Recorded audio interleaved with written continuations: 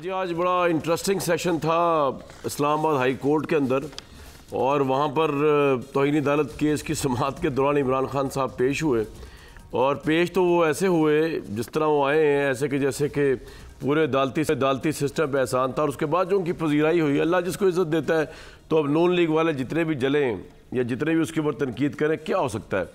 और बड़ी कमाल सजधज से वो गए और बड़ी कमाल सजधज से जो उनकी पजीराई हुई। अदालत ने कहा कि जनाब देखें, आपको एक मौका और देते हैं, अभी जवाब आपने दाखिल कराया है, शायद ये वो सही नहीं है, उसको आपको संगीनी का आलम नहीं है, सूरत हाल का आपको इल्म नहीं है कि ये होने क्या जा रहा है, इसको आप 7 दिन और लें और इसका जवाब ज़रा वो सही तैयार करके लाएं। अदरवाइज़ एक जज साहब ने तो कहा कि ये मामला आज ही ख़त्म हो जाता। मतलब इससे तासुर ये लिया गया कि अगर जवाब सही होता, अगर बेंच को चैलेंज ना किया होता इमरान खान साहब ने, अगर बेंच पे एतराज़ ना किया होता, काबिल समाअत होने पे एतराज़ ना उठाया होता, ये तमाम चीज़ें ना की होती, उनकी जो पार्टी के लोग हैं वोकल हो के ये बातें कह रहे हैं कि जी जो चीफ़ जस्टिस थे कायम मकाम इस्लामाबाद हाई कोर्ट के, उनको जो है पता नहीं मामलात का, उनको माफ़ी मांगनी चाहिए। वो पॉपुलर तरीन लीडर हैं इमरान खान साहब, उनको आप अकाउंट नहीं कर सकते। ये सब कुछ होने के बावजूद, ये इतना कुछ होने के बावजूद जब इमरान खान साहब आज पहुँचे हैं कि वो उनके बारे में बताया गया है, ये पहले माहौल बनाया गया है, फवाद चौधरी साहब ने, दूसरों ने, कि जनाब ये पॉपुलर लीडर है, इसे कोई कुछ नहीं कर सकता, ये भुट्टो से भी ज़्यादा पॉपुलर है इस वक्त, यूसुफ रज़ा गिलानी से भी ज़्यादा पॉपुलर है, नवाज शरीफ से ज़्यादा पॉपुलर है।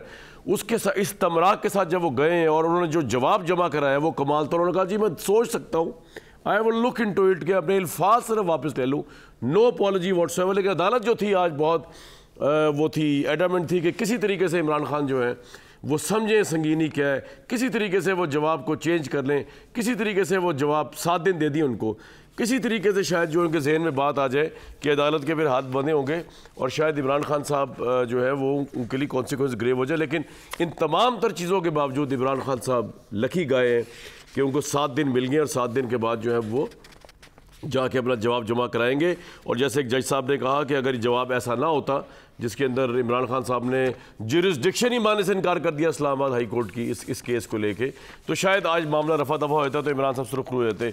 हजूर आज तो कमाल हो गया, मतलब ये जो जिस तरह आज जिस सज धज से इमरान गए हैं और जिस सज धज से उनकी पजीराई हुई है, तो अच्छी बात है, सबके लिए ऐसे ही होगा आइंदा इंशाल्लाह। जो भी किसी जज को धमकी लगाएगा उसके बाद जो है उसको और जवाब भी गलत देगा, अदालत की जुरिस्डिक्शन को भी चैलेंज करेगा, अपॉलजी भी नहीं करेगा, उसको 7 दिन मिल जाएंगे। ऐसा क्या मसला है? अच्छा प्रेसिडेंट सेट होने जा रहा है।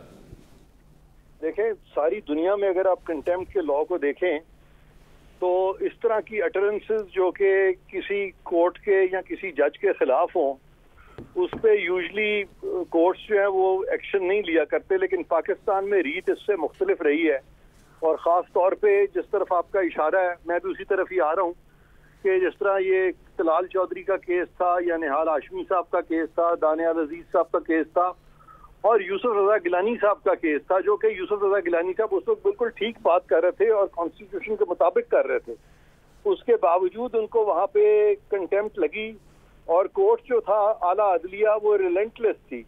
लेकिन यहाँ पे हम देख रहे हैं कि एक रिकंसिलिएटरी मोड है। तो मैं कहता हूँ ठीक है, अगर एक रिकंसिलिएटरी मोड है इस दफा, तो पुराने जो जुडिशल प्रेसिडेंट्स हैं उनको भी आप रिविजिट करें। अगर आप उनको रिविजिट नहीं करेंगे और यहाँ पे रिकंसिलिएटरी मोड दिखाएंगे तो उससे ये इंप्रेशन जाएगा कि आप कानून को इक्वली अप्लाई नहीं कर रहे हैं। और पाकिस्तान की अदलिया को, आला अदलिया को हरगिज ये इख्तियार नहीं है कि वो डिफरेंट दोहरा म्यार रखे।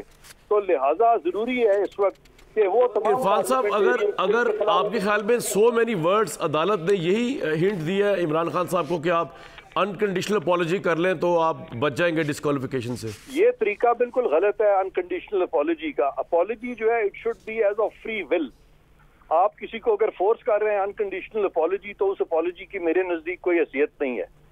और कोर्ट्स इस तरह के मामले में ये भी कोशिश करते हैं कि किसी तरह से उनकी साख जो है वो जितनी भी बच सके, लेकिन साख तभी बचेगी अगर पाकिस्तान की सुपीरियर अदालतें एक यकसानियत रखेंगी, दोहरा म्यार नहीं रखेंगी।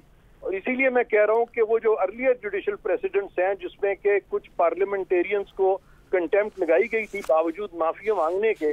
जी, लेकिन इरफान साहब ये भी तो हो सकता है कि आज की प्रोसीडिंग के बाद इमरान खान साहब सच्चे दिल से सोचें कि वाकई उन्होंने ज्यादती की थी, वाकई उन्होंने एक एडिशनल सेशन जज को थ्रेट किया, उन्हें कहा कि शर्म आनी चाहिए आपको और कहा कि आपको छोड़ेंगे नहीं, आप पर एक्शन लेंगे।